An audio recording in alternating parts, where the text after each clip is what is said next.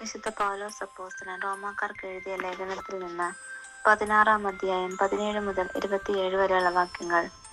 സഹോദരരെ, നിങ്ങൾ പഠിച്ച തത്വങ്ങൾക്ക് വിരുദ്ധമായി പിളർപ്പുകളും ദുർമാതൃകകളും ഉണ്ടാക്കുന്നവരെ ശ്രദ്ധിച്ചുകൊള്ളണം എന്ന് ഞാൻ നിങ്ങളോട് അപേക്ഷിക്കുന്നു. അവരെ നിരാകരിക്കുവിൻ. അങ്ങനെയുള്ളവൻ നമ്മുടെ കർത്താവായ ക്രിസ്തുവിനെയല്ല, തങ്ങളുടെ തന്നെ ഉദരങ്ങളെയാണ് ശുശ്രൂഷിക്കുന്നത്. ആകർഷകമായ മുഖസ്തുതി പറഞ്ഞ് അവർ സരളചിത്തരെ വഴിപിഴപ്പിക്കുന്നു. നിങ്ങളുടെ അനുസരണം എല്ലാവർക്കും അറിവുള്ളതാണ്. അതുകൊണ്ട് ഞാൻ നിങ്ങളെക്കുറിച്ച് സന്തോഷിക്കുന്നു. നിങ്ങൾ നല്ല കാര്യങ്ങളിൽ അറിവുള്ളവരും തിന്മയുടെ മാലിന്യം ഏശാത്തവരും ആയിരിക്കണം എന്ന് ഞാൻ ആഗ്രഹിക്കുന്നു. സമാധാനത്തിന്റെ ദൈവം ഉടൻ തന്നെ പിശാചിനെ നിങ്ങളുടെ കാൽക്കീഴിലാക്കി തകർത്ത് കളയും. നമ്മുടെ കർത്താവായ യേശുക്രിസ്തുവിന്റെ കൃപ നിങ്ങളോട് കൂടെ ഉണ്ടായിരിക്കട്ടെ.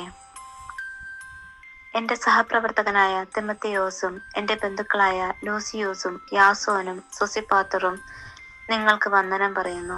ഈ ലേഖനത്തിന്റെ എഴുത്തുകാരനായ ഞാൻ തെർത്തിയോസ് കർത്താവിന്റെ നാമത്തിൽ നിങ്ങളെ അഭിവാദനം ചെയ്യുന്നു. എന്റെ സഭ മുഴുവന്റെയും ആതിഥേയനായ ഗായിയൂസ് നിങ്ങൾക്ക് വന്ദനം പറയുന്നു.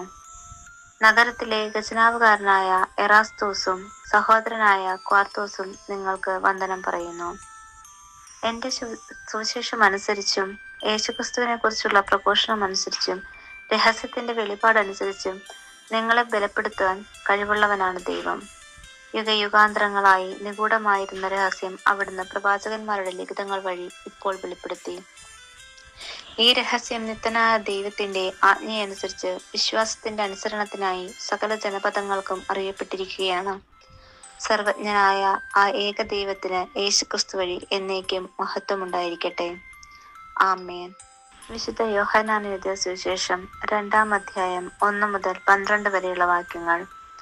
3-ാം ദിവസം ഗലീലയിലെ കാനായിൽ ഒരു വിവാഹ വിരുന്ന് നടന്നു. യേശുവിന്റെ അമ്മ അവിടെ ഉണ്ടായിരുന്നു. യേശുവും ശിഷ്യന്മാരും വിരുന്നിന് ക്ഷണിക്കപ്പെട്ടിരുന്നു. അവിടെ വീഞ്ഞു തീർന്നു പോയപ്പോൾ യേശുവിന്റെ അമ്മ അവനോട് പറഞ്ഞു, അവർക്ക് വീഞ്ഞില്ല. യേശു അവളോട് പറഞ്ഞു, സ്ത്രീയെ, എനിക്കും നിനക്കും എന്ത്? എന്റെ സമയം ഇനിയും ആയിട്ടില്ല.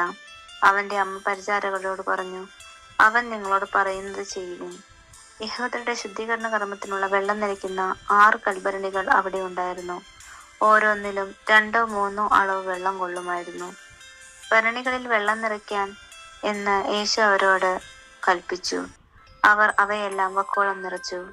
ഇനി പകർന്ന് കലവറക്കാരന്റെ അടുത്ത് കൊണ്ടു ചെല്ലുവിൻ എന്ന് അവൻ പറഞ്ഞു. അവർ അപ്രകാരം ചെയ്തു. കലവറക്കാരൻ വീഞ്ഞായി മാറിയ ആ വെള്ളം രുചിച്ചു നോക്കി. അത് എവിടെ നിന്നാണെന്ന് അവൻ അറിഞ്ഞില്ല. എന്നാൽ വെള്ളം കോരിയ പരിചാരകർ അറിഞ്ഞിരുന്നു. അവൻ മണവാളനെ വിളിച്ചു പറഞ്ഞു, എല്ലാവരും മേൽത്തരം വീഞ്ഞ് ആദ്യം വിളമ്പുന്നു, അതിഥികൾക്ക് ലഹരി പിടിച്ചു കഴിയുമ്പോൾ താഴ്ന്ന തരവും. എന്നാൽ നീ നല്ല വീഞ്ഞ് ഇതുവരെയും സൂക്ഷിച്ചു വെച്ചുവല്ലോ. യേശുവിന്റെ മഹത്വം വെളിപ്പെടുത്തുന്നതിന് പ്രവർത്തിച്ച അടയാളങ്ങളുടെ ആരംഭമാണ് ഗലീലയിലെ കാനായിൽ ചെയ്ത ഈ അത്ഭുതം. അവന്റെ ശിഷ്യന്മാർ അവനിൽ വിശ്വസിച്ചു. ഇതിനുശേഷം അവൻ തന്റെ അമ്മയോടും സഹോദരന്മാരോടും ശിഷ്യന്മാരോടും കൂടി കഫർനഹൂമിലേക്ക് പോയി.